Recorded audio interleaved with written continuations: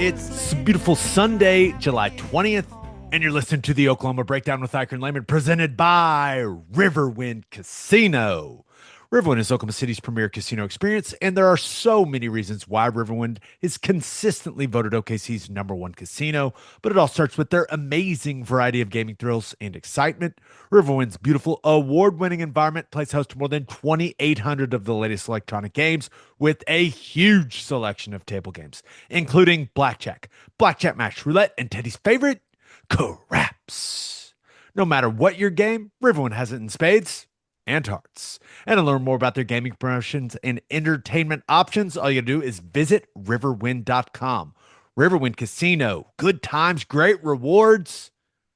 Ted, who are your favorite OU players of all time? What is the current list?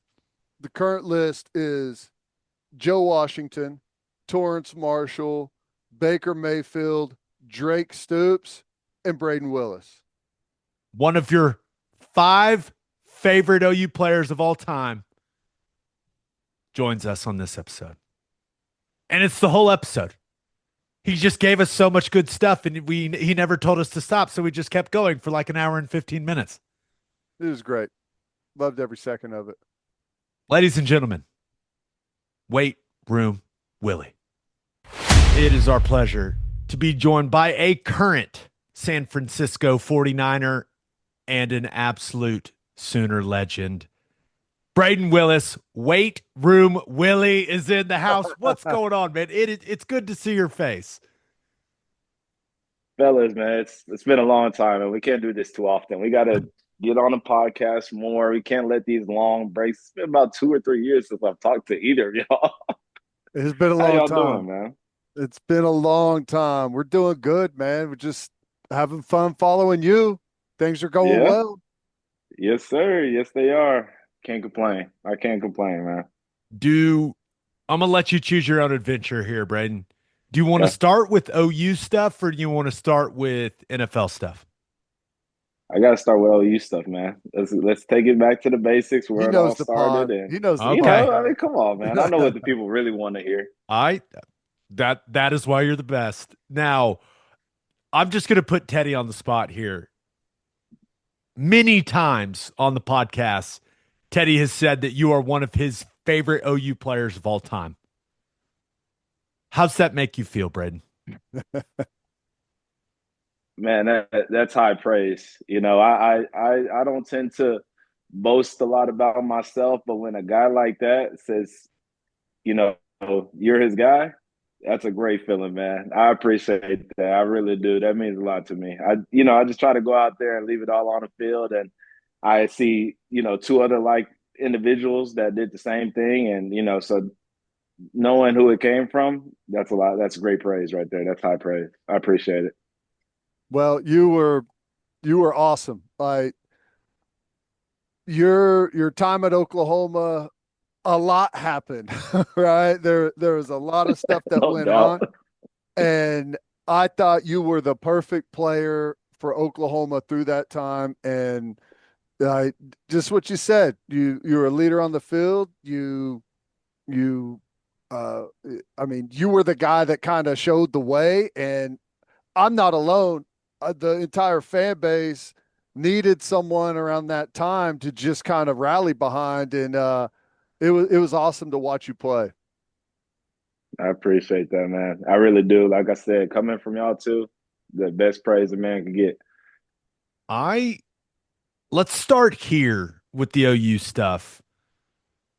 How hard was 2022? I feel like it's too easy to ask you about the college football playoffs that you were a part of and the 3 Big 12 For championships. sure. Those things are boring. Let's talk about your No miserable doubt. 2022. It was your last Yeah. season. Lincoln Riley had just left. Venables comes in. Like what was that entire experience like for you, man? Definitely tough season. Bittersweet though. It's really weird. I've been waiting for an opportunity to really kind of blossom into the player I knew I could be. And I got those opportunities under that regime, and I appreciated the ability to show who I was, but obviously, I mean, the biggest thing for me is winning. and upholding the tradition of OU, and we just did not do that year. So definitely a tough season. It was one of those seasons where it was just a head scratcher. You just couldn't get it done. You look up at some of the games that we lost, we knew we shouldn't have lost them. It was just one of those weird ones where we're just looking around and like, what are we doing? We're trying to get it together. But as y'all said, there's a lot of things that went into that year, a lot of things that happened. And, it just, football's unpredictable, and that's just how the ball rolls sometimes. But, it was definitely tough for me. Like, I don't like losing at all. And y'all could go ask my mother about this. She can attest. Everybody, my whole mood gets thrown off for the rest of the night if we lose. I hate losing. Absolutely hate losing. So I've gotten better with it as time has gone on. I've had to hop on podcasts after losing, and media interviews, and you learn to maneuver it a little bit better, put on a face. But I do not like losing, so that year was tough for me for sure. Well, you learn a lot about yourself going through adversity, right? No When doubt. things are good and everything's going as planned, maybe you don't find out as much. Is there anything that you found out about yourself, maybe both as a person and a player throughout that rough stretch? Yeah, I think I really found out how how to really be a leader. I felt like I was a leader before, but I felt like I really had to dig deep that year to actually say that I was a leader of that team. Previous years, like you said, it's easy. You're winning and everything is going right, and Big 12 championships are great. But when you're a part of a losing season and you're trying to get back right, new regime, it's just all doom and gloom. I think I had to really look in the mirror and learn a lot about myself as a person and learn a lot about myself as a leader. I think the good thing about that is we had great guys to learn from throughout the years that I did learn from. I did pick up things, but just going through that, it's tough to tell 18 through 22 year olds how to lock in and how to care about certain things. Everybody's mind is all over the place. Everybody's thinking about certain different things, and it can be tough to lead a group of 18 to 22 year olds. I imagine y'all know how that feels, but I learned a lot about myself as a leader. I learned how to, I guess, reach different people. I guess I should say, like, I think that I learned how to be one of those leaders where I could chew you out, and I knew that you needed that. So I chewed you out to bring you along. Then I also knew that there's some guys that you can't do that, and you would have to, sit up there and talk to and check in on, and, just bring them along slower, it just, and everybody's different. And I think that, throughout that year, I had, multiple conversations with my mother, just being like, man, this is tough. I feel like I'm talking to a brick wall. I feel like I'm a record on repeat. And, I think Fred Warner said it best last year. He said sometimes he feels like on our team that as a leader, you talk so much, sometimes some people go like voice deaf to it. You just eventually Tune you it start out. tuning it out. You hear the same voice all the time telling you the same thing. Eventually you start tuning it out, and you just gotta find different ways to reach different guys and vary it up, so that really doesn't become a thing. But I think that's the biggest thing. It really helped me as a man, helped me as a leader, and it helped me understand, how to battle through adversity, as a person, an individual myself, and as a teammate, as a leader, and the whole nine. So I think that's about it. The injuries that you dealt with in those first couple years and then ended up having that season you had in 2022, did you do anything differently to prepare for that Mm. season? Because I know I talked to you about it, like when you were going through that stuff, like you were extremely frustrated that you couldn't stay on the field the way you wanted to stay on the field. Do you remember doing anything differently, or was it just one of those injury luck type situations? Uh I don't know if I did anything differently. I think I always prepare the same, even nowadays. I think I prepare the same. I'm very diligent in how I prepare, and like the off season. I mean, I think that's part of the why I have my nickname that I do. I take the off season very seriously because I really do enjoy working out. I really do. I think the most beautiful thing about football is that every season you could come back better. There's always you want bigger arms. Okay, go get bigger arms. You want to be faster. You can get faster to an extent. There's always something you can do. It's like building your own action figure. But with the injuries, yeah, just a tough run. Like, had came off a great sophomore year, thought junior year was gonna be, the year, and tore everything but the ACL in my right knee. And that's just how the ball, how the dice roll sometimes, how the ball rolls sometimes. It's tough. But and there's also a lot of injuries that, a lot of people don't know about that I played throughout. As y'all know, there's all types of stuff that happens. But yeah, I don't know if anything changed. I really just felt like I got a little bit more opportunities to show what I was capable of. I think I had a staff and, you know, Coach Venables and Coach Levy and Joe John Finley that really allowed me to show my abilities, my capabilities, and then just kind of let me off the leash and just allow me to do what I do. And my confidence level is very easily inflated, I guess you could say. Like it only takes one or two plays to get me going, and once I'm going, you can just let me go, just let me off the leash. So I think it was a combination of things, and it was just a perfect storm for the season that I had. Obviously, wanted to have a better season as a team, but I think that allowed me to, all those things combined allowed me to put together the season I had my last year, and wish I could have did it all 4 or 5 years. Well, Same. yeah. We've had some time, and now that the dust has settled a little bit, take us back to that, like the transition from, the Lincoln Riley news, kind of the rest of that year, the bowl situation, and then Venables is hired. What was the craziest thing about dealing with that? Was it just like, I mean, was it hard to stay up to date with what was going on? Were you guys following news? Like, I'm sure it was just craziness in the locker room, rumors and everything. Yeah, yeah, sheer shock factor. I think the hardest time to deal with all that was when it initially happened in the following 2 or 3 weeks.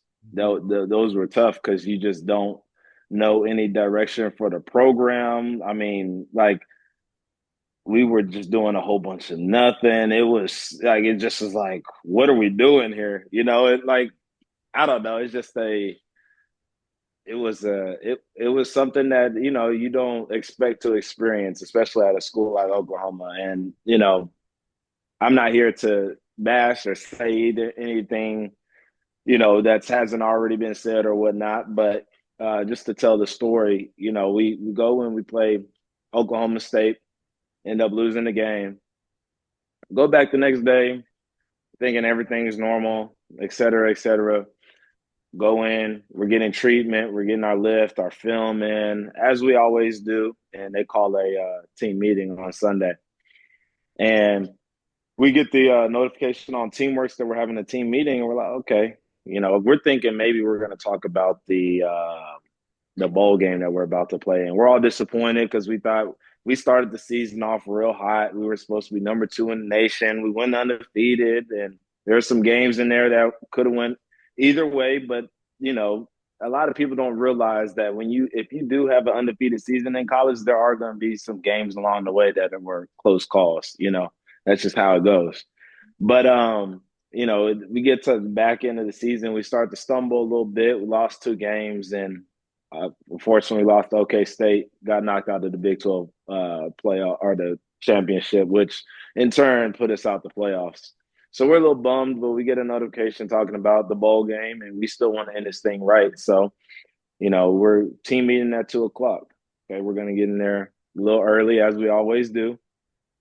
and guys are starting to fill into the room, and we take our regular seats that we have, and 2 o'clock hits, and nobody's in the room but us. I'm like, man, this is kind of weird. We're like, wow, like coaches are late. Then I remember I was sitting next to, who was I sitting next to? I want to say it was Gabe Ikard, and he was like, he turned around and he showed me his phone. He's like, Link's leaving. And I was like, man, that is fake, dog. They've been doing that all week, man. That is fake.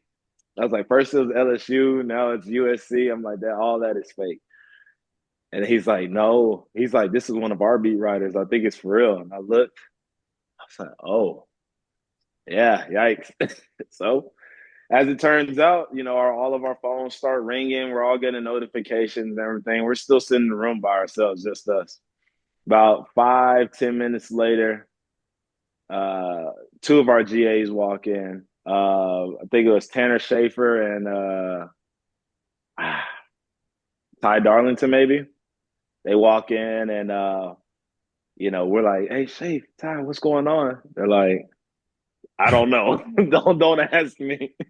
We're like, oh man, this is really happening, ain't it? So they go up to the back, and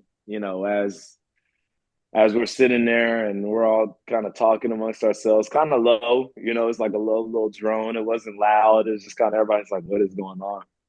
Coaches start to fill in now, little by little. Position coaches, guys are coming in with angry faces, So we're like, oh yeah, it's looking like it's true. That's about after 20 to 30 minutes after we had initially we're going to call the team meeting at 2. Then about 45 minutes after, Bob Stoops walks in, president, AD, everybody walks in. We're like, oh, man. Okay, so we kind of get the hint now, and, we wait, and finally Link comes in. He tells us, his spiel, and he goes on about his business, and we find out that Coach Stoops is going to be taking charge, and,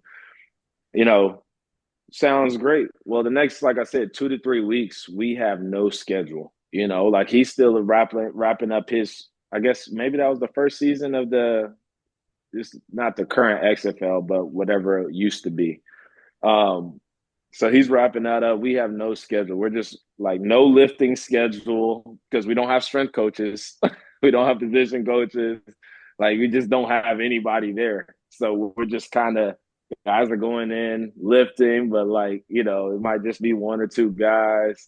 We're going in and getting treatment. We really don't know how to operate it. We end up finishing that year. We go on and, we actually get a schedule. Coach Stoops coaches us. The vibes are high. We go on to beat Oregon and everything was great. They still got to figure out who the next head coach is going to be, right? So now that goes to my decision to end up coming back because there was a lot of back and forth in my mind on what I wanted to do. Had I felt like I had did what I absolutely wanted and dreamed of doing in college? No. Did I have enough to technically take a shot? I think I could have. Take a shot at the league.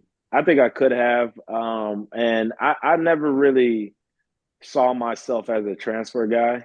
I never really wanted to be anywhere else. I was either going to be Oklahoma Sooner or I was going to try my luck in the league. I don't think that really ever crossed my mind, but those 2 decisions were weighing heavy on me. Obviously, we end up hiring Coach Venables, Coach Levy, and, I really didn't say much up until then because I really didn't know who was going to be the head man in charge and offensive coordinator. Obviously, that has a big weighing factor into my decision.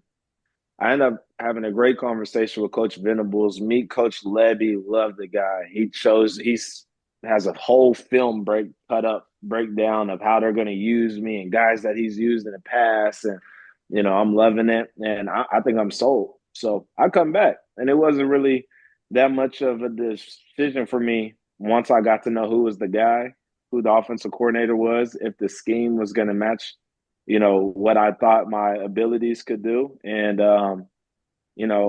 during those conversations with Coach Venables, we talked about myself coming back to be a leader, to kind of welcome in this new regime and start the new chapter of what is Oklahoma football with him, and I welcomed it. I'm a guy that likes hard, tough task. Like I welcome stuff like that. So we started off and it started off good. Off season as usual, we got Schmitty back, and it just for one reason or another we never put it together. I don't know. I don't even know why. We had a great team, great players. It just never got put together. But throughout that whole thing, I think the worst part about that whole transition phase was just the unknown. Just wondering what's going to happen, who's going to come in. Just throughout from bowl game prep all the way until I was about to make my decision on whether I wanted to come back or test my luck. I think that was the worst part about it all. But things happen the way they do, and the season happened how it happened, and my biggest thing was just trying to set a great pedestal for the rest of those guys that take it and run with it. Like I said, usher this new chapter in and really, really, just continue what, every guys like yourselves have built, throughout Oklahoma. So long-winded answer, but It's great. there we go. Good.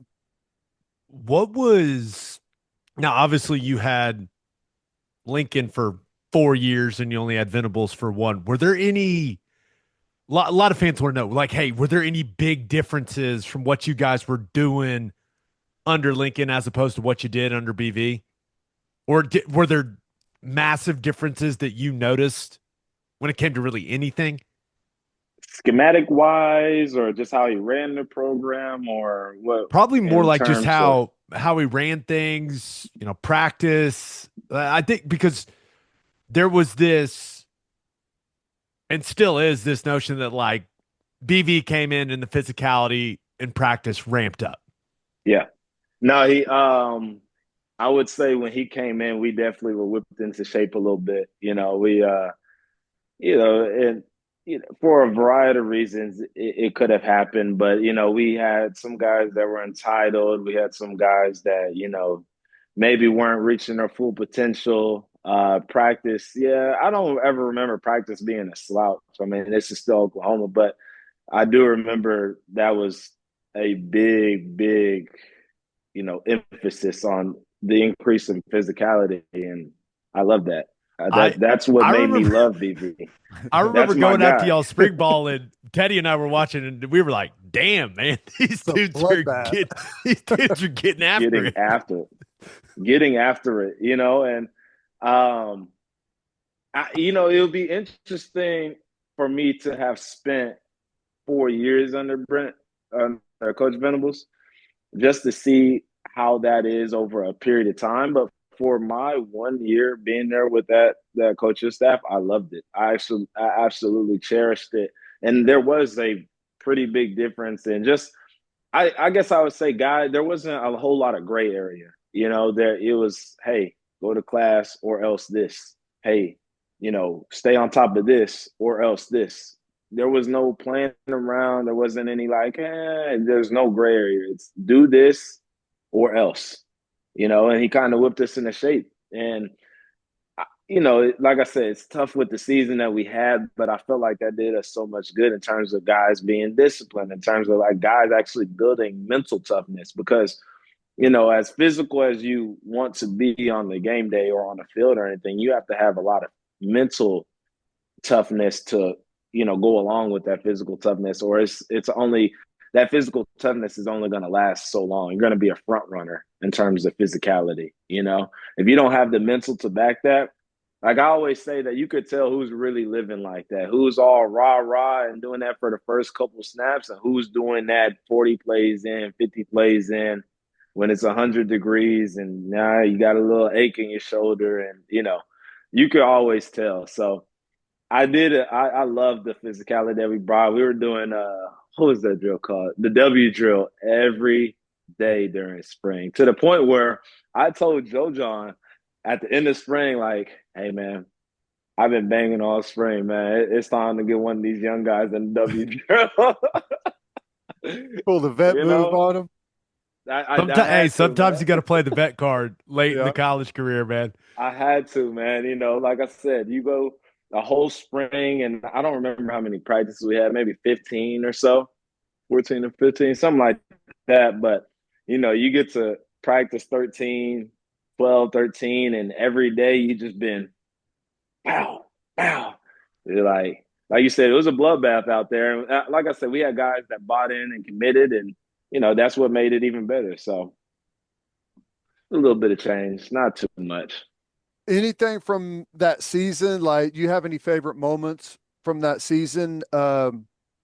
Touchdowns, just anything, a win or I whatever it might be. I know my favorite moment from that season was when Brayden threw that touchdown pass against Nebraska. I thought we were going to win the damn national championship. I was like, we're back, baby. I will agree that when we played in that Nebraska game, you know, like I said, we were 3-0. We're feeling good. You know, they came out, got a fast lead on us. We came back and we ended up shutting them up real quick and, you know, handling that. I'm like, this might be a really good year. We'll get you back to the interview. But first, taking a road trip this summer? Remember to stop at Love's Travel Stops. You can't miss the heart of the highway, and with the Love's app, you can save big all summer long. You can save 10 cents per gallon on gas and up to 25 cents per gallon on auto diesel. Save with the Love's app this summer and be welcomed by clean places and friendly faces. Certain conditions may apply. See loves.com for details. Summer is here, and there's no better way to fire up your cookouts than with Didier Ranch's steak burgers made from 100% premium cuts of steak. These burgers are the real deal, juicy, flavorful, and packed with that rich, beefy taste that you love. Plus, they're shipped right to your door, so you can spend more time doing what you love and less time shopping. Head over to DidierRanch.com now and use code SOONER for a special discount on your first order. Get ready to taste the best burgers you've ever had. Proudly raised 100% in Oklahoma. Didier Ranch, steak in every bite. And we are brought to you by Simple Modern, the Oklahoma-owned company and official drinkware partner of the OU Sooners. Summer is flying by, but Simple Modern is here to make back-to-school shopping easy. From backpacks and lunchboxes to water bottles, Simple Modern offers durable, stylish gear kids love, all at parent-approved prices. And Oklahoma teachers, listen up. Starting July 14th, nominate yourself for Simple Modern Stock Your School to win water bottles for your classroom, have your entire classroom wish list fulfilled, and receive $1,000 for anything your school needs. Voting opens July 21st, and the top 10 teachers with the most votes win. And with 10% of all Simple Modern profits going to charity, many right here in Oklahoma, you're helping Oklahomans everywhere. Simple Modern, it's good everywhere. All right, back to the interview. I think one of my favorite moments from the year, I think a lot of people are expecting me to say quarterback at the Red River Rivalry. I don't agree. Do we have to I talk don't about agree. it? I don't agree. I mean, people be like, "Oh, that's so cool." I'm like, "Yeah, we got blown out though." What was your thoughts though? Like, were you, whenever they came with the game plan, what was going through your head? I'm not gonna lie. I'm probably the person to went up there and told them to put me at quarterback. Knowing me, I don't know. I thought it was really cool. I've obviously, you know, done it before, and I'll always just want to be the type of guy that puts us in position to win a game. And you know, at the beginning of that game, it felt like, I know it's crazy to say because the game ended the way it is, but we went to the red zone like 3 or 4 times at the start of the game. We're moving the ball, you know. So for a little bit, it really felt like, hey, this could be one of them cool stories, you know. And I was excited. It was a surreal moment, honestly, just to be a quarterback in the Cotton Bowl and that type of game. You know, I think the when I think of that game, the first memory that comes back to my head is first time I was at quarterback. We break the huddle, and I sit there and I look, and we have OU at our back, and we have Texas in front of us, and I'm like, playing quarterback and I'm Take it playing in, quarterback in the Red River rivalry. That's crazy. All right. Sit up. But it was crazy. But yeah, a lot of people expect me to say that. I don't think that game. I just don't like losing. So obviously that game didn't go well for us. So, but it was a cool experience. When they came to me with the game plan, I was thrilled. Like I said, I thought it was cool. And by the way the game started, I thought we were gonna have something. It never turned into anything, and I hate it for us. I only lost to those guys once or twice. So yeah, Once. I hate that. That I had to think be is my it what? last. No, we lost one time my freshman year, 18. 18 Yeah. Oh off that yeah, the field goal. comeback. Man, that was a great game until it Dude, Yeah, wasn't. every game, I 18, know. 19, 20, 21. Dude, 20 Dude, and 21 were Crazy, insane. Which crazy games. which one's your Crazy favorite of games. those two? What was it? 3 overtimes, 4 overtimes and 20? that 20 one was was just four different because overtimes. the stands were half empty or whatever. If That people were like walking to each end because that was the Yeah. COVID game. That, like that in game high was school. insane, dude. 20 was crazy. I didn't play in that game because I had my right knee injury. Still recovering from. So I would probably say 20 because that encompasses everything. If I played in the game, I say 21, but if I played in the game, I would probably say 20 because that encompasses everything I love about football. Not a lot of people in the stands. Really, really, really, really hot. 4 overtimes, guys are tired.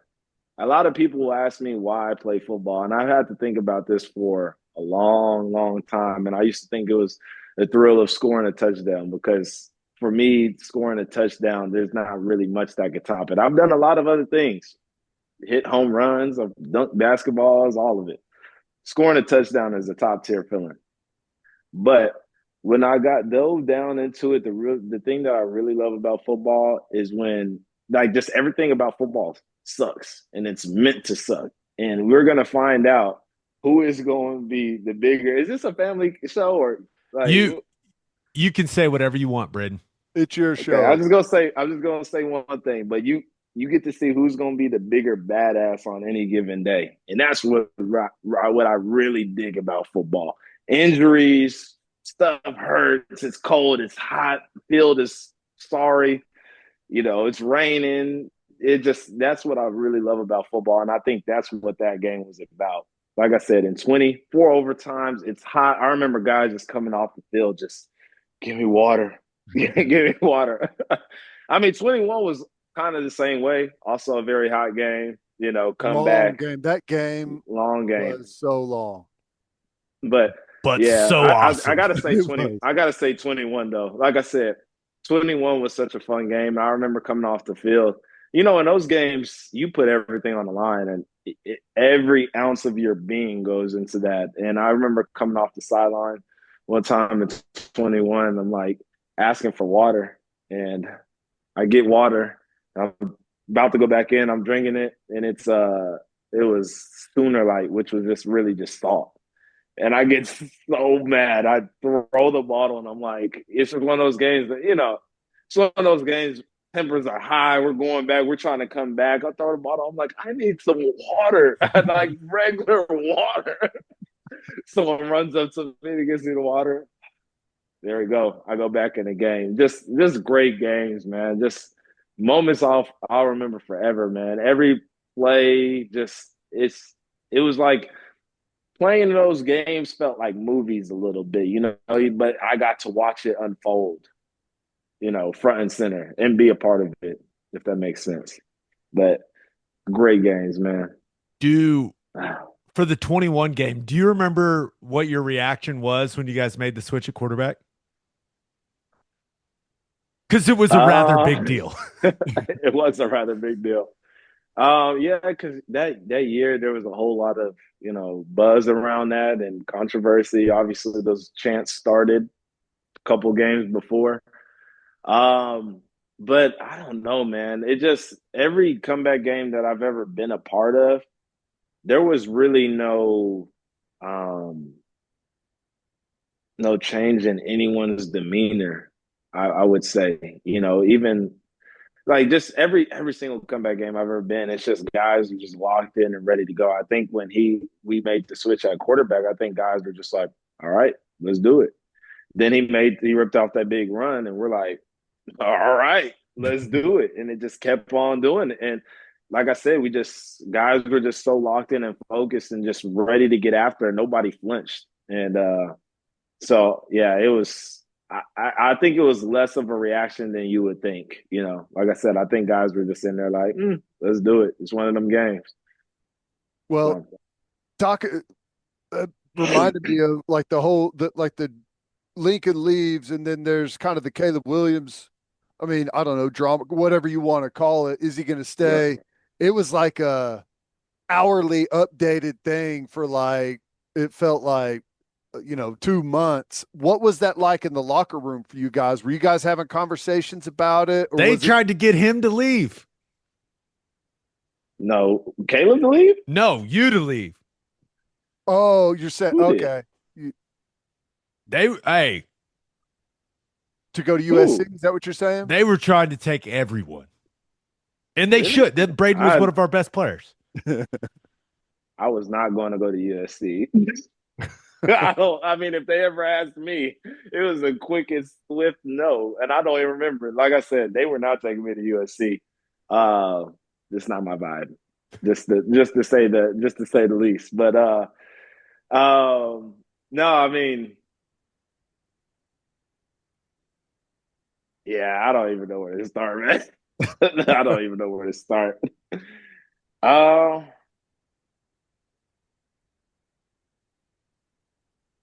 back to that question. I got to think about that question a little bit. We'll let him spin Let's the come wheel. back So to that. we'll throw him a softball while he thinks on that. Favorite game as a Sooner. Oh, we've talked a lot about like the tumultuous end to your playing career. You had a lot of great stuff before that. For sure. 3 Big 12 championships. Yeah, I mean, man, the first Big 12 championship I was a part of was super special. Like I said, we lost to Texas earlier that year, came back, got them. The ups and downs of that game, I would have to say that's up there. I don't know, man. That's something about that Baylor game, though. Oh, Every year, that Baylor game, and was it 19? 19, yep. 20? Yeah, 19. Something about that Baylor game, man. Oh, that was such a great game. That's probably my favorite game. I mean, the Texas games, great. Love them. You know, they're up there as well. But, excluding the Texas games, maybe a Big 12 championship game here or there, that one. Yeah. Easily. By far. A lot of people maybe don't remember that Baylor team, but their defense was so Phenomenal. good. And Hurts kept running the ball and just getting smashed. I was like, what in the hell is he doing? He's going to get killed out there. But he kept getting up and kept doing it over and over again. That game was wild. Yeah. That was a bar fight right there. I remember Jalen Hurts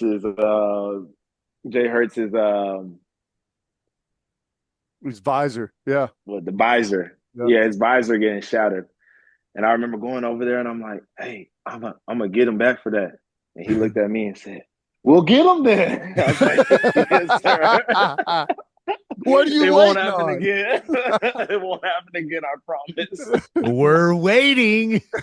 Exactly. I was like, hey, I'm gonna get him. He's like, we'll get him then. Obviously a lot more explicit than that, but yeah.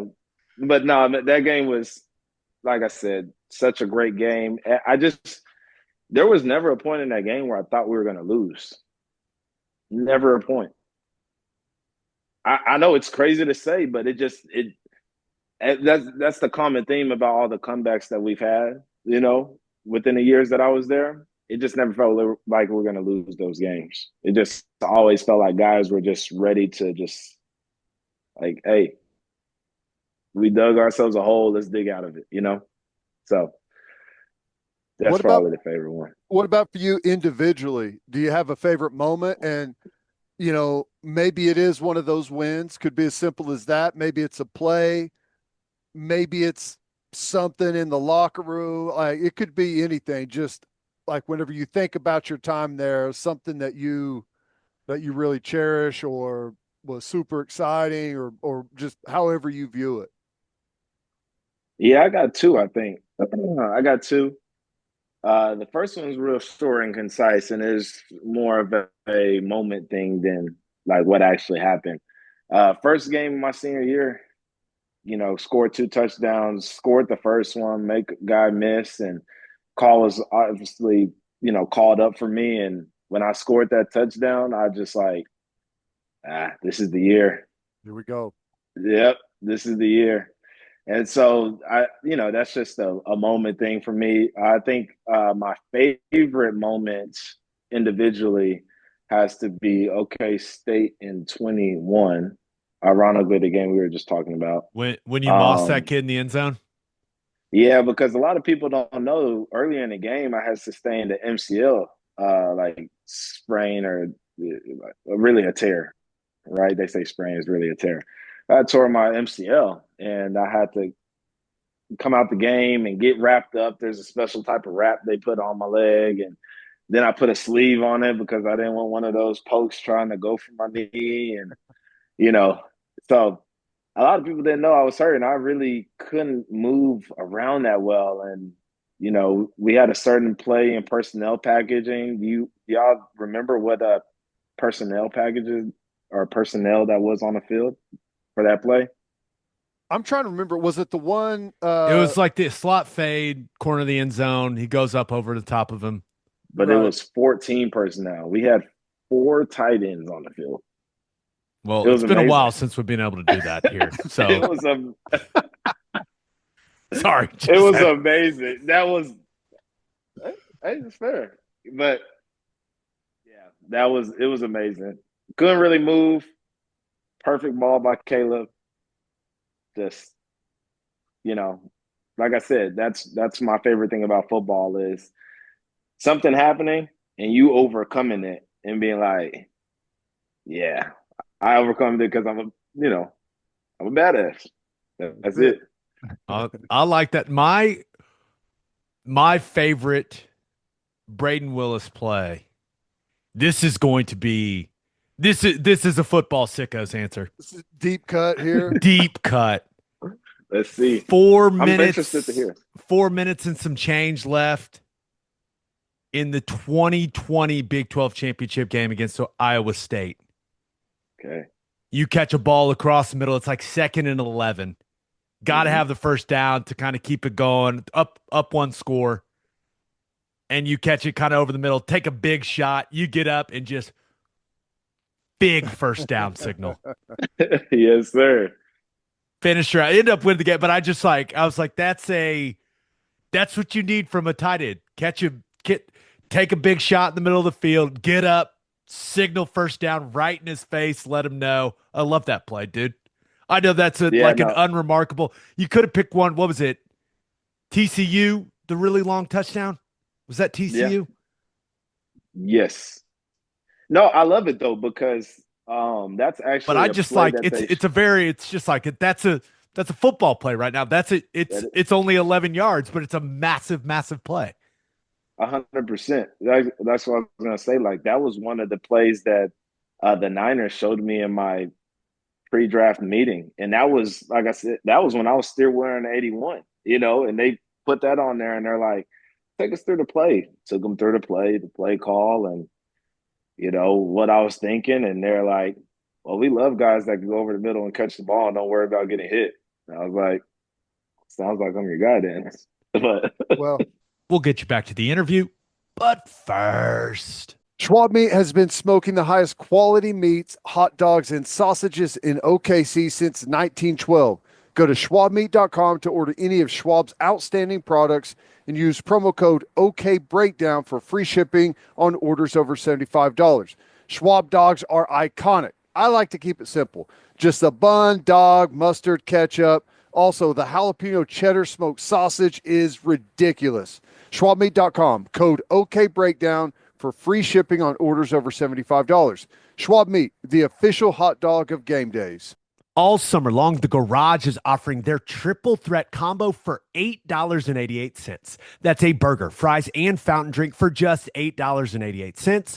The triple threat is available all day, every day in store at all of their locations. You can also enjoy Rad Hour at the Garage with discounted domestic beers, house wines, draft cocktails, and frozen cocktails every day from 11 a.m. till 6 p.m.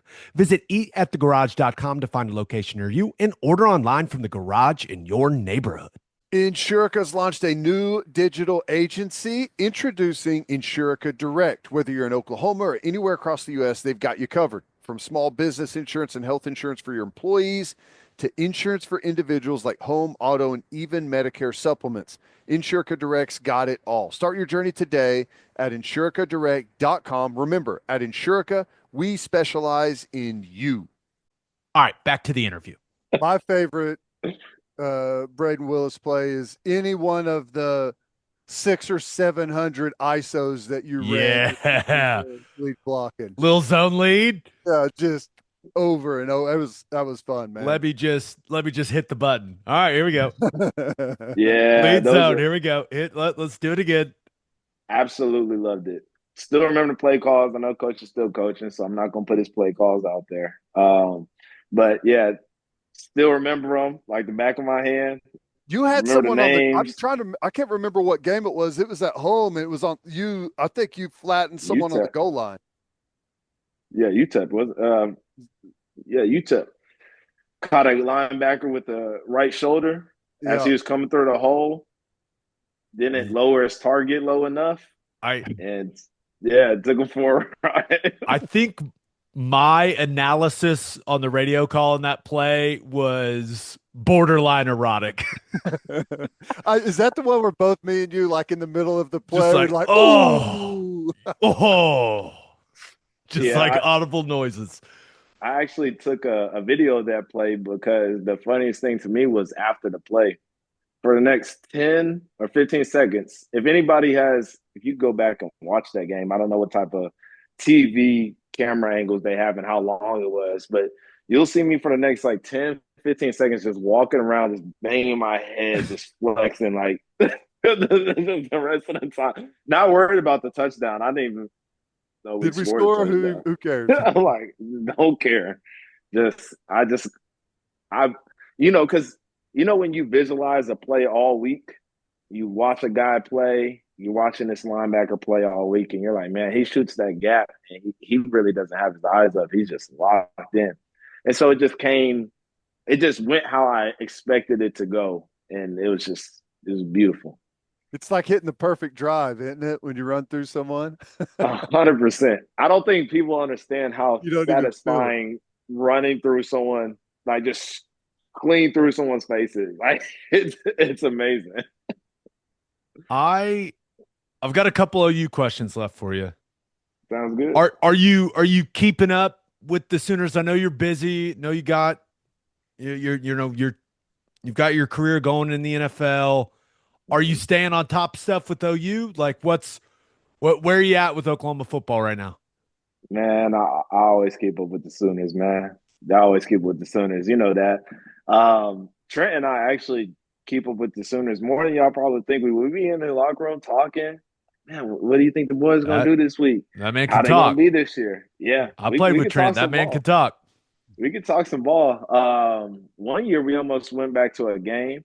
I think this year we might try to go back to a game together. So that'd be cool. But yeah, we're always looking at the Sooners, man. I think that I think it's going to be a good year for the boys. I'm excited.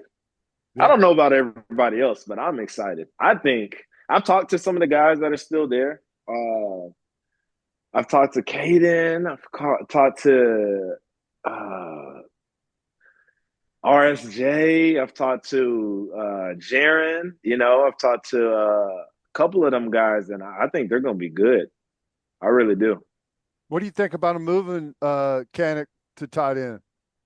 Or I think it's a great move. I think that everybody has seen his high school highlight tape. The boy is good with the ball in his hands, right?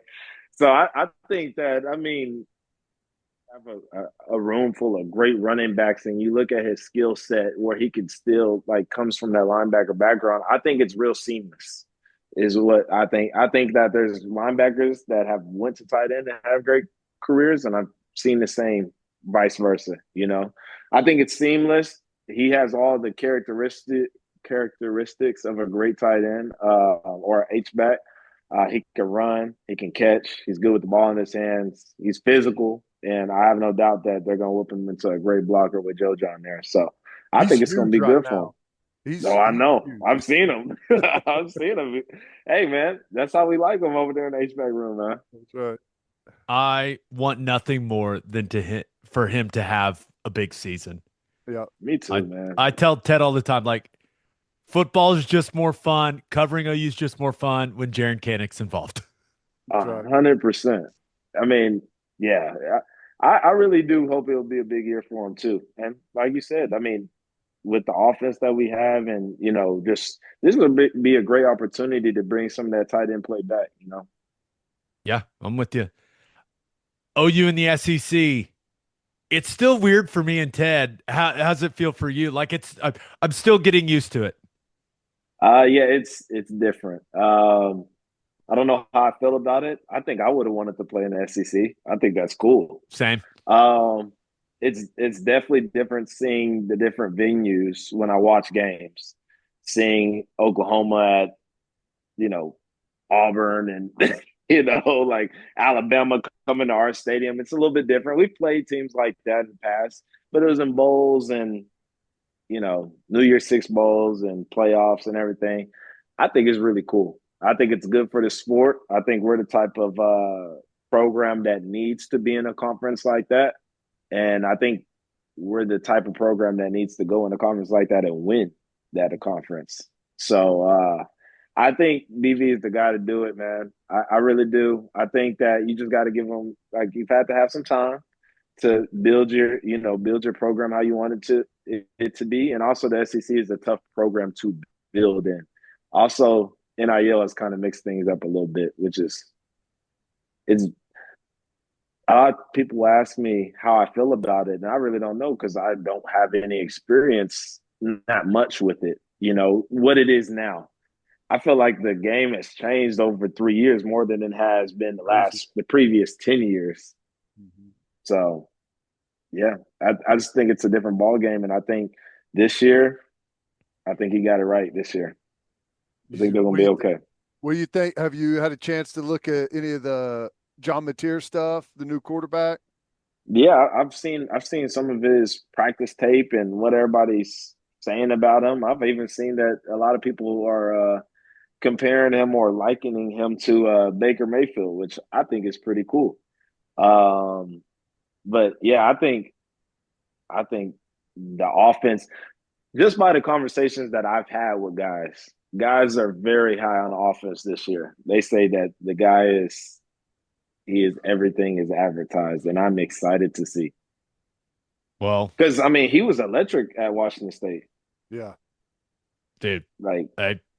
Ted and I went out to a bunch of spring practices, and the guy looks like the real deal, but just have to wait and see it on Saturdays in the fall. You know what I mean? But he's done it. He's real cautious around here. Everyone's very scared of getting excited about the season here. It's hard to explain. I understand that. I do understand it, but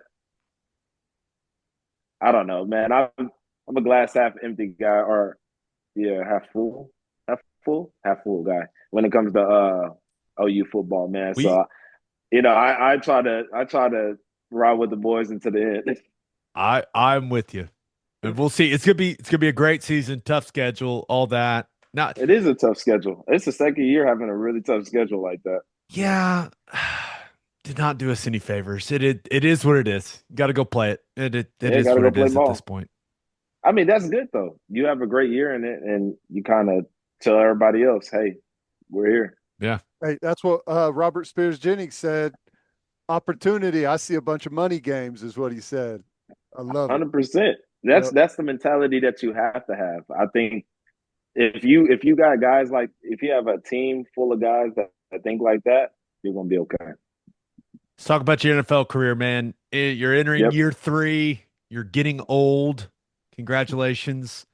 Just Yeah. how you feeling right now? What, a couple weeks from the start of camp? I mean, really a week from the start of A camp. week. Ooh, I'm so Um, sorry.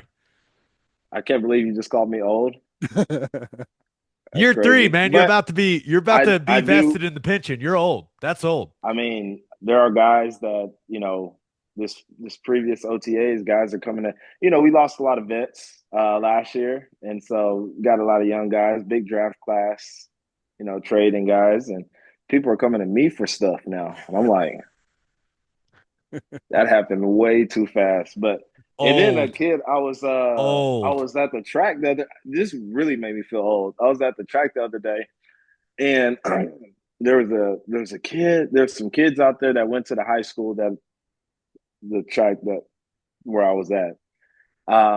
They had just did their like summer strength and conditioning workouts. You know, they noted they saw my bag and we started talking, and the kid asked me if I had any gloves. Didn't have any gloves. I was gonna give him some. Didn't have any gloves on me. Start looking in my bag, and I found some shades. Wanted to offer it to him. He's like, "Yeah, those are real cool." He grabbed them. He was appreciative and everything. And I was like, "The only thing else I got is some Tiger Balm if y'all want it." And they looked at me and they said, "Man, we're not that old." And I was like, "Oh," I was like, "Yikes!" Hey man, you never know when you need Tiger Balm. That's what I'll say. You get to a But certain yeah, point and you can't even go out to practice until you start to smell it, whether if it's on you or someone else putting it or on. somebody else. Oh yeah, 100%. Oh, they give them out like trick or treat bags around here, man. But no, it's been really good, man. I This is a great lifestyle, and it is 100% what I love to do.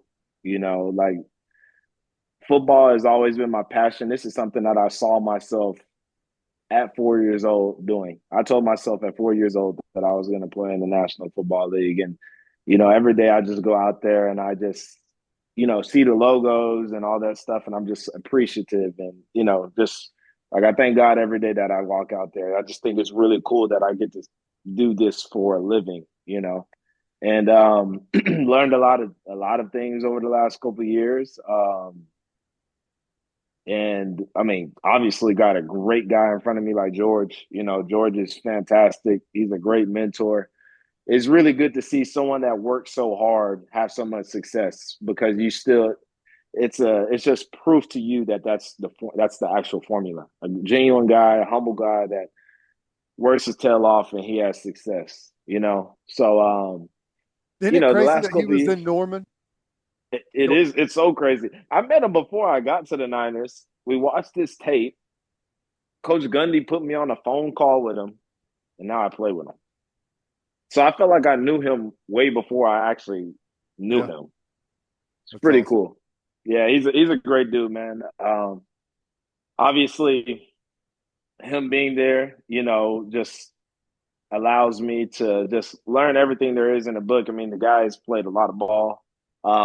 He's also throws tight end U's every year, which is a great source of knowledge, sharing knowledge and everything. He's just really good for the position. And, it's been really good for me. And I feel as confident as ever going into my third year. I've put in a lot of work this offseason. I've had this offseason plan for last year, man. Like I said, this is my thing. I love off seasons, and I feel like I'm ready to put it all together this year, and it's exciting for me. So, You went to the Super Bowl as a rookie. That had to be cool. oh, that Until was you great. lost. I mean, Till we lost, it's a till we really good lost. game. It would have been great to have a ring. I plan on having a very successful career in the NFL, and having year one Super Bowl ring would have been amazing. But you know, it was a great experience just that year though.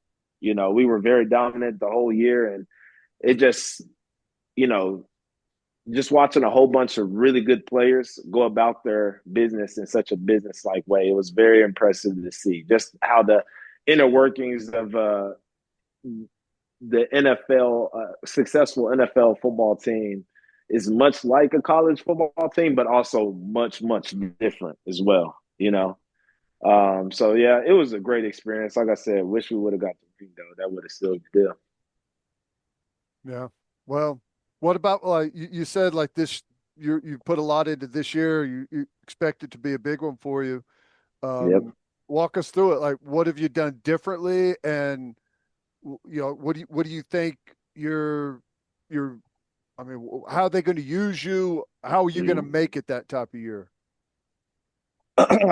Last year we had a guy named Brandon Staley, Coach Brandon Staley, and he was a big believer in me, and you know, gave me a lot of props. And throughout the year, we were talking, and he gave me a great coach's perspective on what I need to improve on, what I was really good at. And so I took that and I kind of ran with it. I kind of at that point when we had that conversation, I started to formulate my plan on how this off season was going to look. I felt like last year I had a really good plan for the off season, and I had a really good off season, but there were some things that we can improve on, and just some things that we didn't know timing wise. And that's the thing about the NFL is you're kind of learning as you go because it's so much different than college. You're learning how to structure off seasons in a way where you hit the ground running when you go back to OTAs. You hit the ground running when you go back to training camp.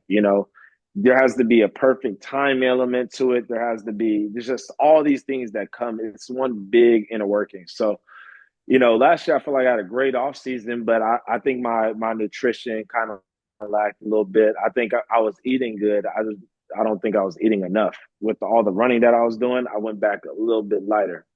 So that's one of the things I did differently. I'm coming back a little bit heavier. And in our offense, we can't be too heavy because we do so much running. And the zone blocking scheme that we use doesn't require us to be behemoths, but it does require us to get moving a little bit. So I'm coming back heavier. I'm definitely coming back stronger, faster. I just went to improve all the things that coach said that I needed to improve. And then all the things that he said I was good at, I wanted to pour into as well. Right. And so for me, what being successful on this 2025, 2026 Niner team is going to entail is me being able to really, really contribute in the run game, because that's when we're at our best, is we can successfully run our scheme, which kind of revolves around two tight ends. So doing real good work in the run game and also being a great pass protector so that we can get George out and let him do his thing. And, he's one of the best. He is the best in the league. So, and one of the best receivers, period, not just tight ends, but one of the best guys with the ball in his hands. So you want to give him the ball. We need another tight end to be able to stay in and pass protect at times. So that's another big aspect that went into this year. So, or that's going to go into this year. So I think if I do those two things, I think it'll be a really productive year for me, because I think the pass game stuff will just come from me. I've always been comfortable in that. I think it's just going to come from me. So I'm excited to see how it turns out, though. Got to be an all-around tight end, man. It's a hard position with in the that Niners league, dude. It is. Yeah, with the Niners, man. I would have given anything to play in that offense. Anything. Yeah. Oh my It's gosh. My favorite offense to watch by far. Oh, Close. I wanted to get in one of those in. systems so badly and never did. It made me like so the sad. perfect mix of like old school and new concepts. It's awesome. We'll get you back to the interview, but first, 3 things matter in banking: service, service, and service. And First Fidelity Bank's commitment to exceptional service is more than a promise. It's their foundation. FFB has been by your side for over a century, and they are honored to be a part of your journey. Banking isn't about where you've been, it's about where you are headed. Open an account at an award-winning bank today at ffb.com. At First Fidelity Bank, we go where you go. And go to opolisclothing.com and use promo code TED for 10% off our podcast merchandise and the best OU gear out there. That's opolisclothing.com and use promo code TED. buttery soft, and 10% off. All right, back to the interview. That's why I try to tell people I love our scheme. Our scheme is amazing. And when we do it right with the right people, you become really, really tough to deal with, you know. Outside zone. Then all of a sudden you're running like some hybrid of wham and trap put together. And I'm just like, oh, so good. It's a mix of that. And we have a little bit of, gap and duo. And then we can throw the ball downfield. We play action you. We can be in the gun. We can be in the eye. It's just so multiple. We motion a lot. One of the highest in the league. We motion a lot, which presents a lot of problems for the defense. They don't really know where we're going to be at, where we're going to end at. We can get to all types of funky formations and speeds and all types of stuff. Just the way we do things, and it's a really versatile and fun offense. You can do so much in that offense. So many guys. That's also why they recruit the way they recruit. They recruit guys, or I guess recruit. That's a college thing. Draft the way they were drafted because they draft guys that are multiple, that can do a lot of different things, versatility, and it's such a fun scheme to play in. I really feel I'm really happy with the scheme that the first scheme at least that I get to play in because a lot of teams have actually started running it, honestly. So we might not see it go away anytime soon. Detroit runs it, Green Bay runs it, the Jets did, Miami runs it, Houston ran it last year, the Saints do. So I wanted to be in it real bad. It's amazing. It's such a great offense. Yeah. Just keep telling me how so great it fun. is. Awesome. I've got a funny story so for you. Though. I've got a funny story for you about John Lynch when we get done. Don't let me forget. Okay. It's my guy. Your quarterback got paid a lot of money. Yeah, he did. At what point, this is my Brock Purdy question for you. How long did it take you to get comfortable enough with him to make fun of him about the 2020 Big 12 championship game? Be like, hey man, remember when we beat you and you threw 3 picks? Brock is a great dude, and he's very easy to have a conversation with. So that came up pretty quick. Probably within the first couple of months. Probably when we played them the first time, when we started making bets and everything like that. And then Perrion told me to tease him about the hit that he laid on him. And what was that? Was that 19 or 20? I think it was 20. It was the same year. It was just earlier in the year, wasn't it? At home, yeah. Oh, yep. So I gave him a little, mess about that. But yeah, no, I mean, I always got to poke the fun with the Iowa Cyclone, But yeah, no, man. But Brock did get paid a lot of money, and he definitely deserves it, though. He is a very good football player. And it's just funny how you can see stuff like that when you're behind the scenes, just how guys operate, This guy's he does a lot of things on tape that you're like, wow, he makes it happen. So I'm happy for him. Great dude. Like I said, very approachable. So I started teasing the fun very quick, and I'm excited to play with him in the future, man. He's electric. He's such a fun guy to play with. He just makes stuff happen. Well, it's going to be a big year for you guys. You've had some changes on offense, and yeah, I mean, I don't know. I guess he's going to have to show it this year, though, right? I mean, you paid all the money. There's going to be a lot more on his shoulders, I guess. Yeah, it's going to be an interesting year for sure. Lost a lot of guys. Lost Debo, great player. Think very highly of him. We lost our BA's not coming back until October. Another great player, great receiver.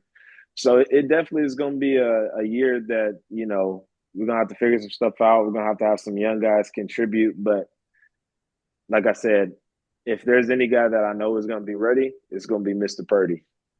He's going to take care of business. And it is a big show me year, but He's just one of those guys that doesn't really get rattled. He doesn't that stuff doesn't bother him. He's ready to prove it. So I'm excited, man. It's gonna be fun. We have some young guys step up, we'd be really good, and he'll be able to have a great year. So the quarterbacks you've played with, Kyler, your first year at Yep. OU, right? That's 18. Hmm. Rattler, Caleb Williams, Jalen Hurts, Yep. Dylan Gabriel, Yep. and now Brock Purdy. Yep. And Sam Darnold as well, who actually Sam had a Darnold. great year last year. You've had a So pretty good quarterback run, man. No kidding. That's a great list now that you lay it out there like that. You know what I'm I've saying? Like that's I've been blessed, man, to be a guy that catches passes for a living. I've been blessed. I tell people that all the time. Like when I do say that, people are like, "That's kind of unfair." I'm well, like, I know. depending on what happens with DG there in Cleveland, your college quarterbacks, Kyler, Rattler, Caleb, Hurts, and DG, that's 4 NFL starters. Yeah, I mean, several Pro Bowls, and we'll see what happens with Caleb. I think everyone's assuming that he'll be that type of guy eventually. yeah. I mean, you may have the argument like one of the best runs ever of quarterback play for 5 seasons, 5 different guys. I mean, it's kind of Oh yeah, no crazy. doubt, no doubt. I don't think that can even be argued. you know, like throughout my whole career, just back to back, great players, great dudes, great leaders. Just learned a lot of ball from every single one of them. But yeah, no, like I said, I was blessed to be a That's pass catcher and to have guys like that tossing you the rock. it's crazy You don't get a because better, you don't get dealt a better card. I'm looking at the list. They're all great, but they're all drastically different. You Mhm. know, I mean, Yes. like Purdy. I guess maybe you could say like Kyler and Caleb are similar, but I mean, not all that much. It's just Not really. Yeah. diverse They're group, all man. different, man.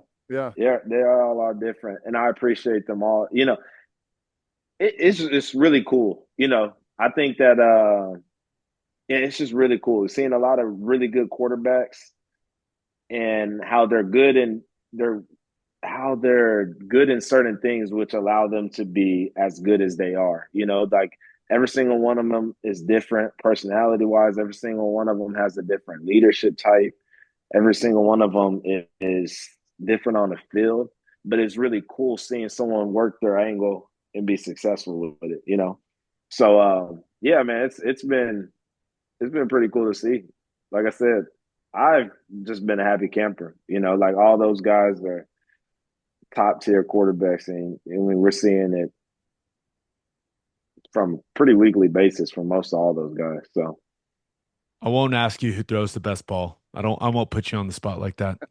That'd be too rude. that wouldn't go over well. I could tell you who.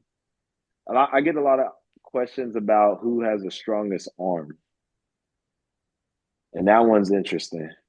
Strongest arm out of that group. That is interesting. What would y'all's guesses be? Kyler. Dude, Caleb could rip it. Yeah. But Kyler could rip it. Rattler could spin it, but he really didn't drive it very hard. and that's kind of how I view Caleb, but I could be wrong on that. Kyler No, could I rip it, think man. I think it's out of Kyler and Spencer.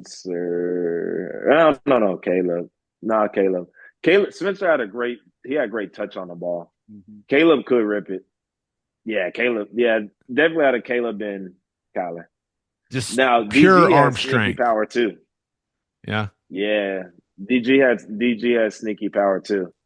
Like I think the first time he came in and we ran routes with him, I don't know who it was, but I think we ran like a hitch on routes in the air, and the ball literally hit him in the face because it's sneaky. It looks like it's it's weird. I know it's like that lefty voodoo stuff. Like it's catching the ball from a lefty is weird, he's like the ball is coming towards you, and it's just going at a regular pace. And then as it gets closer, it gets faster. It's like this, you're like, oh. And then it's a different like spin on the ball. It's different. But I think DG had a little bit of. I don't think he gets as much credit for his arm strength, or at least how hard the ball comes in compared to the other guys. Kyler Murray, final answer. That's what I'm going with. Yeah, Yeah. Yeah. I mean, it'll be interesting to see. I don't really. They're about the same. Catchable ball. I mean, That's I would all like I'm- to. Okay, I would like to see him sit up there and throw it. So yeah. like, We battle it out. we asked listeners to send you in questions. Something we've got All right. called Call Your Shot. Let's This do it. first one comes from at B_trades. He asks, when are we bringing Podcast on the Prairie back? Miss those guys. Um, We waited all the way to the end to ask about the Yeah. legendary combination of Brayden Willis and Jeremiah Hall. man, I don't see it coming back anytime soon. Oh, heartbreaking. Why would you say that I to know. people, Brayden? I Come know. I know. But Do you miss podcasting? How about that? I do. I think it was a little easier in college, but I definitely do miss it. I think it was a cool thing. Um, just getting to connect to people. I think as you get like the hard part about it is that when Jay Howell and I left OU, like when it was me and he was out, but I was still there, it's okay. But and because we still have a connect inside the building. When we leave and now we're interviewing two other people that are in there, but we're both out, it's a little different, right? So it'd be hard for us to continue to provide insight like we did when we went there. And I think that's what kind of made our podcast different, So unfortunately, I don't think it's coming back, but it was a great run.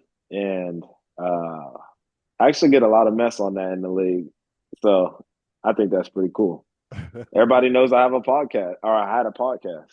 They know my nickname from the podcast and everything. So actually pretty cool. That's awesome. Yeah.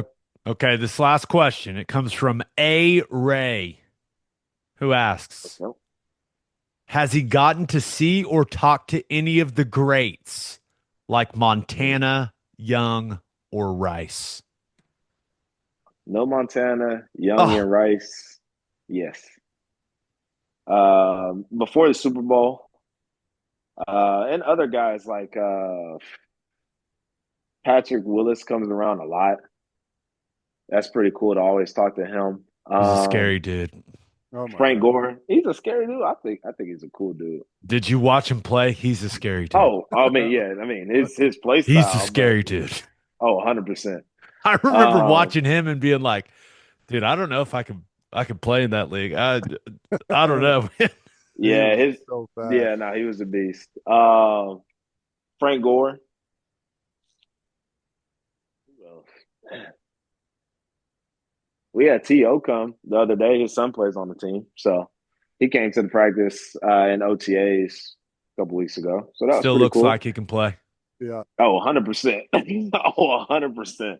And It's a big dude too. I was going to say, he's a big dude. Like standing next to him, what did they have him listed at? Is it 6'2"? Or they have him listed at 6'2"? I think he was sick. I think it was like six, probably listed like 6'3", like 215, 218, wasn't he? We've got Oh, yeah. 6'3" for Terrell Owens. Okay, yeah. Terrell Owens. He's a big dude, man. That 6'3" is 6'3", nowadays 224 6'4". on his Wikipedia.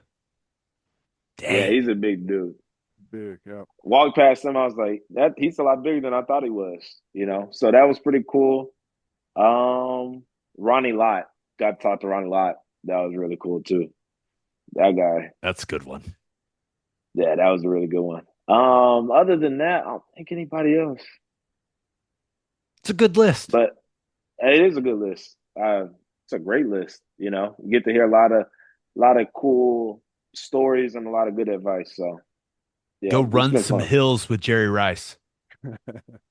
Does he probably still does that, doesn't he? Probably. God's 100%. workouts were legendary. 100%. Definitely still does it.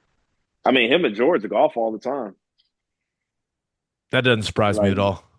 yeah, they're big golfing buddies. So He's either golfing or singing with Taylor Swift, from what I can tell. I know you were at TEU. I saw you in the crowd. I got what sources I'll there, say, man. listen, what I'll say about Taylor is very humble, down to earth woman, and I see the hype on Taylor Swift.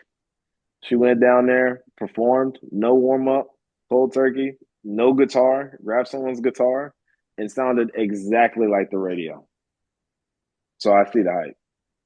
You get That's it all now. I'm gonna say. Impressive. I get it. You're in. I get it. I'm in. That and you know You she know, likes tight ends. That adds I to mean, it. that's pretty cool too. Dude, you're the man. This went much longer than we thought it would, much longer than we told you it would, and you're the best, dude. I am rooting for you to succeed, and I just know how many OU fans are as well.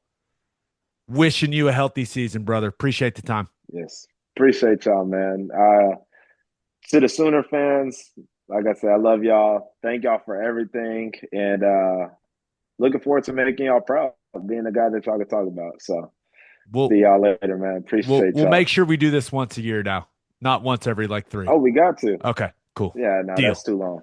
Deal. Too long. It can be shorter too. It won't be so long. That way, it can be shorter for you. I just felt like we were having a conversation at this point, honestly. I've just been, as it's drawn on, I just found myself wondering, like, what liquor would I drink that's behind him right now? I'm eyeing those for y'all, tequilas on the top. Oh, so you're a tequila guy.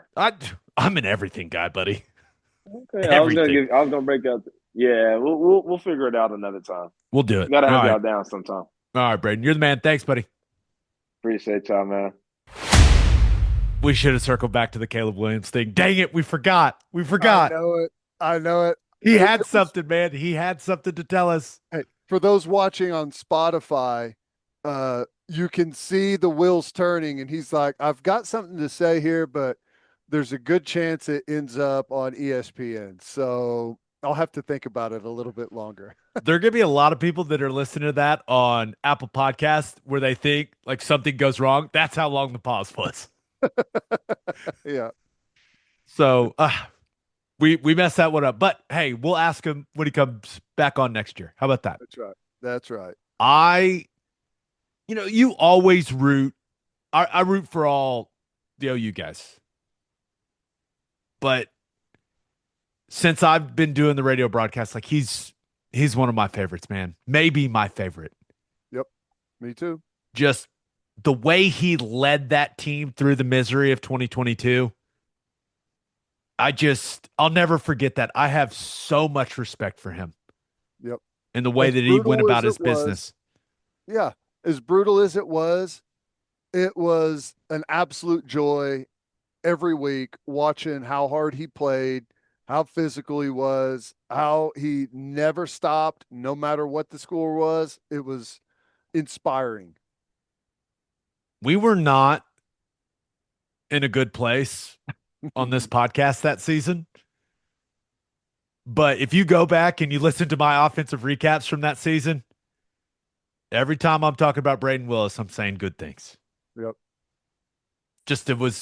He was a joy to watch. He was a bright light in a very dark time for this podcast. Yes. Yes. No, it was great though. Fantastic. Birthday shout outs. We've only got one. You go ahead and take it, Ted. Well, happy birthday to Nate Dog Bowen. And on that note, episode 547 in the books. We'll have a new podcast that'll drop on Wednesday. Just a reminder, please subscribe to the podcast wherever you listen to podcasts, and please subscribe to our YouTube channel. Make sure you check out our website, okbreakdown.com. We hope you have a great start to your week. And until next time, we appreciate y'all for listening. Do what you always do, Oklahoma. Take care of each other.